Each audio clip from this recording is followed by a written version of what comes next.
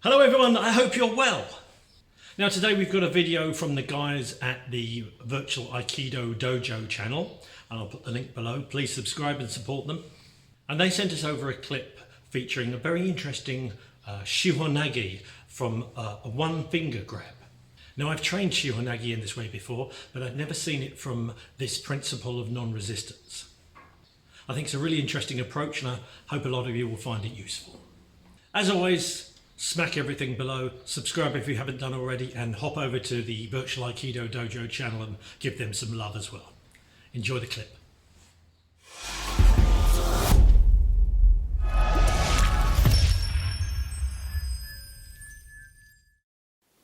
Hello, I'm Marcin. I'm Durward. And we run the channel Aikido Virtual Dojo on YouTube. And we have been invited by Aikido Silverdale to share our Aikido practice, to make a video about our Aikido practice, which we appreciate, this invitation. And today we are happy to share with you, to propose you, an exploration of Shihonage technique in relation to the non-resistance in Aikido. So let's have a look at the technique and then at the exploration. But before we start, I let Durward explain the non-resistance part. So in Aikido, one of the basic principles is non-resistance. And sometimes we talk about going with the flow of the attacker, of the partner, or this is described in many different ways, going with the energy of the attack and so forth. You can see this maybe in certain lines and angles.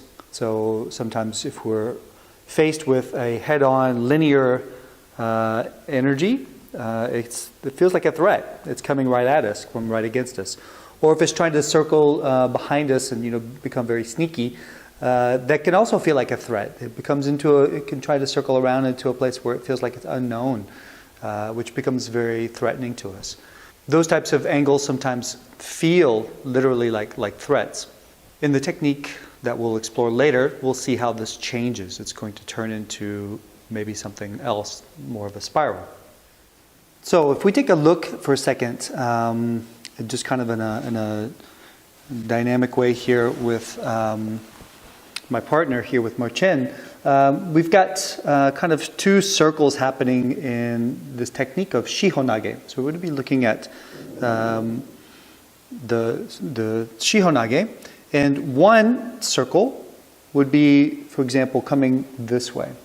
So when we take the arm and it comes out to the side of our partner, which is a very possible and a very good movement.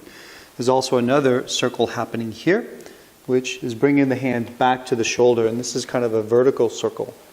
So when both of them happen at the same time, then actually it's coming out, but it's also coming back to him at the same time. So there's the horizontal and the vertical circle happening at the same time. And so it's creating kind of a spiral movement, which doesn't feel like a threat to his system. It's still within his limitations physically and even sort of in his kind of psycho-emotional system. It doesn't feel like a threat to his system. It's still within his boundaries and capabilities.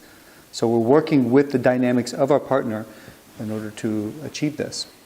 Now, if we look at the basic Katate Dori Shihonage technique as an anchor point for our exploration, if I do it in the basic classic way, like we do in Aikido, I will change my position, grab the wrist, connect, and then from here I will do the Shihonage technique. Now, the difficulty for this exploration here is that as I'm holding Durward's wrist, I can actually use my strength to force the technique. So if I meet resistance from Durward, I can have a tendency to force it here because I'm holding it, and using this holding point, using my hands, I can try to force. So the question for this exploration that we want to propose is actually how can we put ourselves into a situation of disadvantage where we cannot apply our force to overcome the resistance of the uke. Okay, so let's see how this might look. We're going to do something here where we take away the advantage of the person who's doing the technique, or what we sometimes call as nage, so that we don't create a lot of resistance in our partner, but also we can't force through the resistance, which actually creates more resistance, right? You try to force something, naturally it's going to resist. It's a kind of a universal type reaction that we have. So instead of doing a regular katate dori, a one-handed attack, we're going to change the attack to a one-finger attack.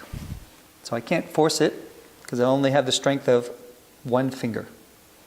So with my partner, we're just going to grab one finger, okay, ubi-dori, and obviously here already I can't force it if he's got a good grab or else I'll break my finger. So I'm going to begin by moving my body here, and as I move into the technique of Shihonage from here, again, I can't start to pull or force because it'll hurt my finger. It'll break the finger, if I force it too much. He's committed to his grab. So I need to work with the flow of his arm, and I'm going to lead or guide with my body through the flow of the arm. And not to go, again, beyond his limits, but to be able to work with his limits, using my body to turn and spiral back in. Okay, so that spiral action then actually brings it back into him. A large spiral here, bringing it back to my partner. Okay, and now afterwards, we can easily try and force it. So if I try and pull here, I'm going to hurt my finger. That's not going to work. So I want to come back into my partner. Really just connect this right into the body of my partner here. Okay, otherwise it'll just be too much on my finger.